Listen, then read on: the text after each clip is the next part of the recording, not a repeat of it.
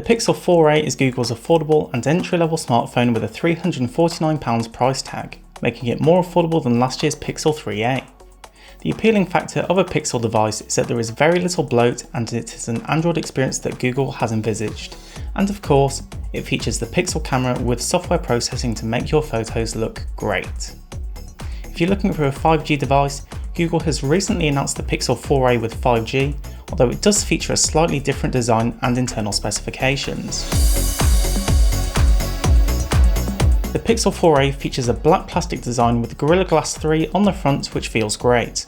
It doesn't feel cheap at all, and the plastic has a matte finish all the way around, which helps prevent the device from being covered in fingerprints or getting easily scratched. The mainly plastic construction also makes the phone incredibly lightweight at 143 grams. It was the first thing I noticed when I took the phone out of the box. The front of the device is home to the 5.8-inch display, which I think is the ideal maximum size for being able to comfortably use the device with one hand. Located within the display is a hole punch cutout in the top left for the selfie camera and a tiny earpiece cutout at the very top, which works with the two bottom-facing speakers for when it comes to listening to music or watching videos. Flipping over the Pixel, the back of the device is home to the fingerprint sensor and camera.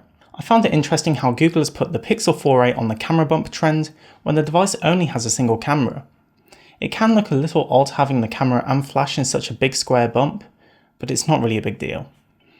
Looking around the edges of the device, a headphone jack can be found on the top, so if you want to plug in a pair of wired headphones, you can do so, as well as a USB Type-C port on the bottom for charging. As far as buttons go, the power and volume buttons are all on the right hand side. The buttons have a good and clicky feel and can be differentiated by the coloured power button. The Pixel 4a has a 5.8-inch rounded display with a 1080p resolution and 19.5:9 aspect ratio, which means that you'll be able to watch videos and TV shows without having to worry about the hole punch camera creating a hole in your content.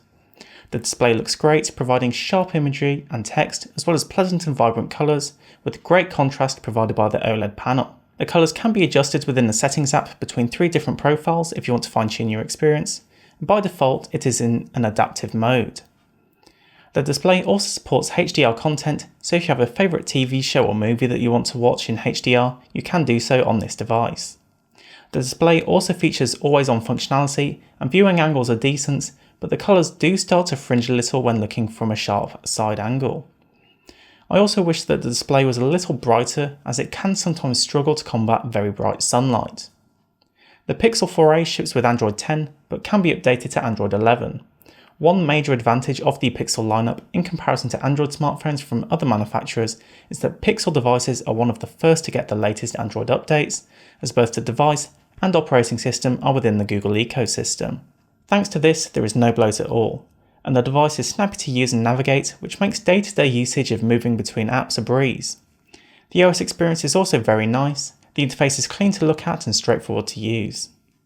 Being a Pixel device, the 4a also gets a bunch of smart features such as the voice recorder app, which will create a transcript of what the app is hearing in real time, as well as the features that Google Assistant brings to the table. The Pixel 4a doesn't have the most powerful specs, but thanks to the well-optimized user experience, it still manages to feel snappy and responsive when using apps and multitasking between them. The device also provides a smooth and pleasant gaming experience, whether you like playing 2D titles such as Among Us or 3D games such as Real Racing 3, although it did appear that Real Racing had defaulted to lower graphics settings to provide a smoother gameplay experience. The device features a Snapdragon 730G processor with 6GB of RAM with an Adreno 618 powering the graphics. If you're a fan of benchmark stats, within the Geekbench CPU benchmark, the Pixel 4a achieves a single core score of 531 and a multi-core score of 1514. With the compute benchmark, it scores 1062. As far as wireless connectivity goes, the device supports NFC, so you can use Google Pay to make contactless payments, AC Wi-Fi as well as Bluetooth 5.0 with aptX HD. The Pixel comes with 128GB of storage with no expandability unfortunately, but unlimited Google Photos backup is included.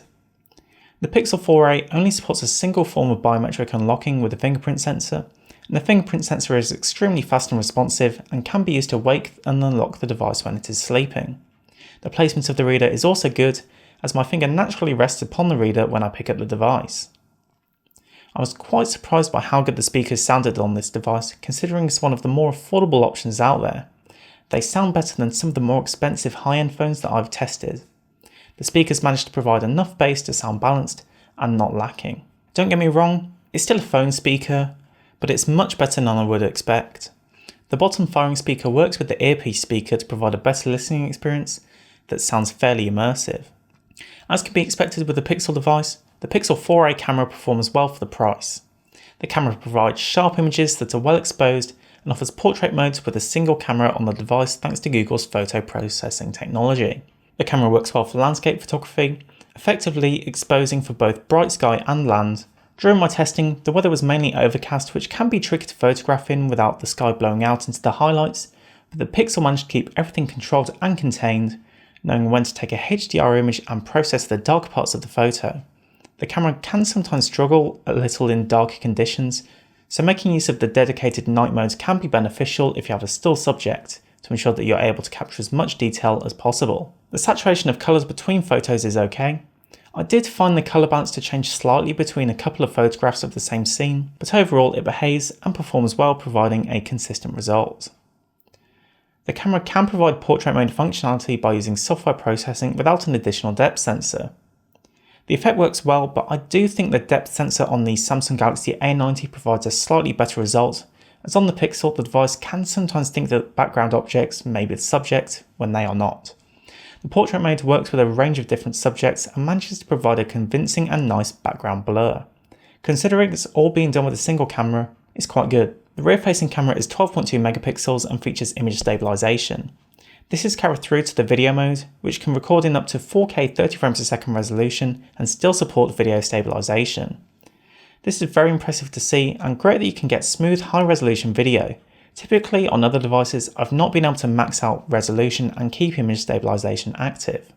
The selfie camera performs well for capturing a quick selfie, and like the rear-facing camera, it also supports HDR as well as that portrait mode functionality for capturing a blurred background.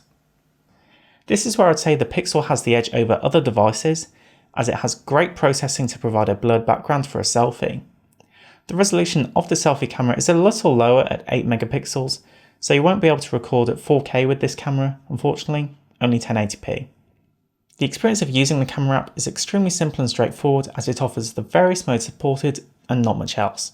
So it may be too simple for some folks, but if you want to capture a photograph or a video in the moment, it's perfect for that. I do have a little pet peeve with the layout of the app, as I kept tapping the mode switcher instead of the shutter button, but I think I'll get used to the placement over an extended time, and is most likely due to me being too used to iOS having the layout inverse. An interesting feature built into the Photos app is that you can blur the background of a portrait after the fact, which could be handy in some situations. The Pixel 4a features a 3140 mAh battery, which I've been able to use comfortably for a couple of days before needing to charge again. I've mainly been using social media apps and the camera for taking photos and video, so your battery life may vary depending on your usage. The device does feature an adaptive battery feature which will help extend the battery by learning about how you use the device to provide a good experience and better performance. And when it does come to charging up the device, there is unfortunately no wireless charging, but there is 18-watt fast charging. The Google Pixel 4a is a great choice for an Android phone on a budget that provides a great quality camera and great value for money performance. The device feels good to use and provides a pleasant software experience for using throughout the day. The device does lack some features such as wireless charging and top-end gaming performance, but it performs well at what matters most. If you're into mobile photography or just want a device that will be able to capture great quality moments, the Pixel 4a is a great option. That's been it for this video. If you liked it, please consider subscribing. Thank you to Vodafone for sending out the device for review. I'll leave a link to the Pixel 4a in the description if you'd like to pick one up for yourself. Thanks for watching, and I'll see you in the next one.